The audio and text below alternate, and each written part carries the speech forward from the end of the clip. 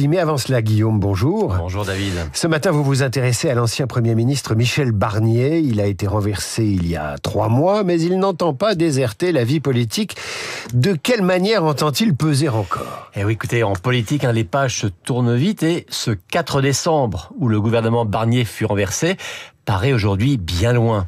Mais dans l'électorat du centre et de la droite, il y a quand même eu un moment Barnier et une partie de l'opinion lui est reconnaissante de s'être attelé à la tâche et d'avoir en quelque sorte essuyé les plâtres d'une assemblée sans majorité. Alors dans un premier temps, l'ancien Premier ministre a pris la plume, il a complété un livre qu'il avait commencé et qui s'appellera « Ce que je vous dois ». Une chronique de 130 épisodes de sa vie politique dont il a tiré des leçons.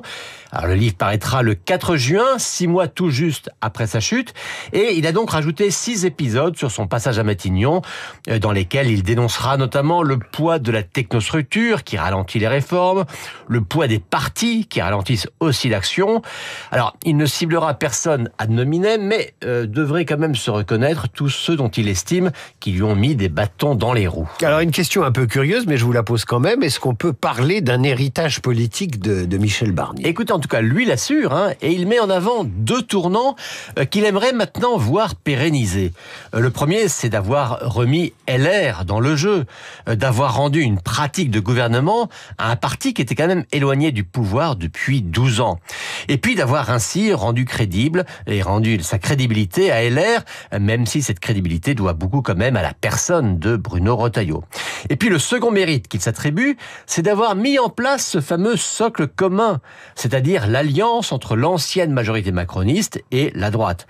Eh bien, ce à quoi il veut maintenant contribuer, fort d'une image personnelle encore assez positive dans l'opinion, c'est à rendre durable cette alliance qui doit déboucher en termes de programme sur ce qu'il appelle un socle commun idéologique et en termes d'incarnation sur un candidat commun de la droite et du centre à la présidentielle. Pour Michel Barnier, c'est le seul moyen de battre Marine Le Pen, dont il pense qu'elle n'a jamais été aussi forte. Alors, avant la présidentielle, il y a la présidence des Républicains, la bataille fait rage. Est-ce que Michel Barnier a choisi Wauquiez ou Retailleau ? Écoutez, pour tout vous dire, Michel Barnier aurait aimé soutenir Michel Barnier. Autrement dit, si ça avait été un moyen d'éviter la bataille interne, il se serait volontiers dévoué pour briguer la présidence du parti, mais voilà, en l'occurrence, aucun des deux, et personne d'autre d'ailleurs, ne lui a demandé. Donc son choix, il l'exprimera dans quelques semaines, a priori en avril. Bon, se dit, il n'y a pas grand suspense, car ce qu'il a fait laisse deviner ce qu'il fera. Et ce qu'il a fait, c'est quand même lui qui a voulu nommer Bruno Retailleau, et pas Michel Barnier au ministère de l'Intérieur, et c'est donc évidemment Retailleau qu'il soutiendra. Mais son obsession, c'est d'éviter que LR, par une guerre interne, repère dans quelques semaines le crédit retrouvé en quelques mois.